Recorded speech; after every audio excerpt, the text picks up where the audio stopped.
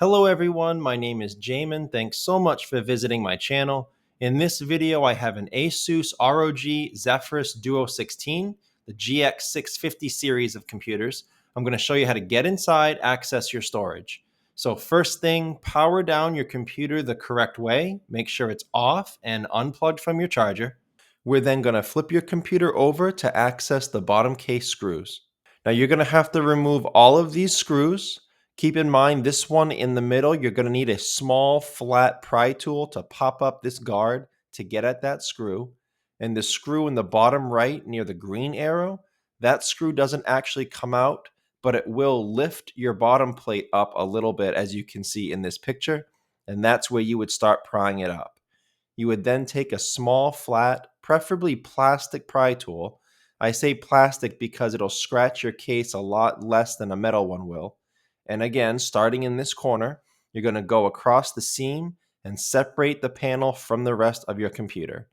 Don't put your pry tool too far in. You could damage some internal components. Keep it on the edge. Go slow and careful, but firm.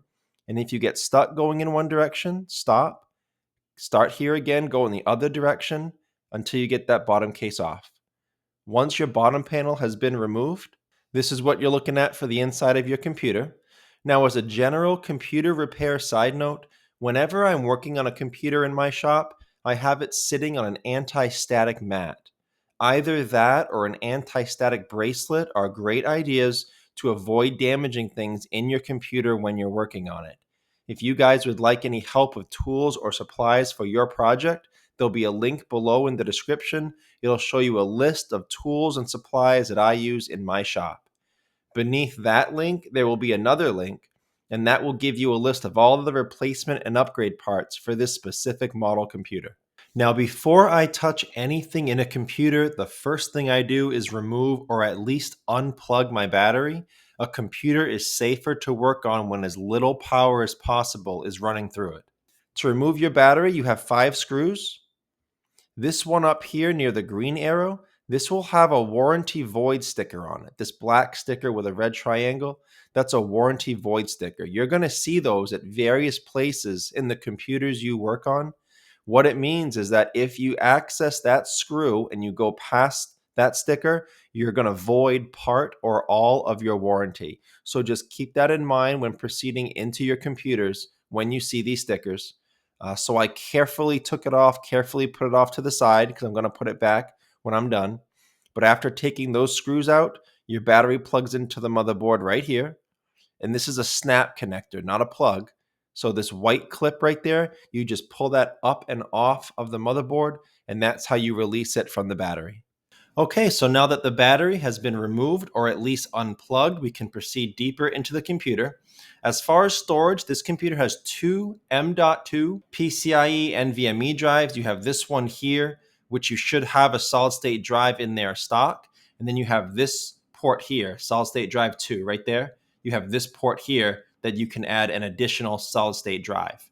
So most of you will have, I think, a 512-ish gigabyte solid state drive here stock. So below in the description, in that list I told you about with all the replacement and upgrade parts, I'll try to have a replacement 500 gigabyte stick, but I'll try to have an upgrade 1 terabyte and a 2 terabyte in case you want to upgrade. And these take Gen 4 solid state drives. And I will have all that solid state drive information below in the description in case you're looking for your own replacements. So the way that you operate this is a single screw right there. You take that screw up and you can release the solid state drive. Same thing here. There's a screw right there. As you can see here, there's a thermal pad place. There will also be a thermal pad under this solid state drive in the same location, just to assist with heat transfer out. And a couple last side notes with an operation like this. If you're replacing a bad solid state drive, most likely the data on that drive may still be recoverable even if you can't access it from another computer. They have data recovery services and companies that do that. That may be able to get your data out. I will have information below in the description on a company that I use for data recovery if you need it. And the last side note in this operation, if you are installing a new drive, you probably will also need to install an operating system to that drive when you're done. There will be 2 video tutorial links below in the description. One will show you how to install Windows 10 onto an Asus computer. The other will show you how to install Windows 11. But that's it for this video, how to open up the Duo 16 and safely access your solid state drives. Thanks again so much for watching. Please remember to like and share if this helped you out, if you think it can help someone else out. And feel free to subscribe if you enjoy DIY computer content like this, or if you just want to keep me on hand to answer any of your future computer questions. I do try to answer all questions throughout my channel at least a couple times a day. Also, feel free to check out the related links section below in the description. From time to time, I do try to add things in there that I think will help you with your general computer life, make it more productive, more enjoyable. So thanks again for watching, everyone. I look forward to seeing you on my next video.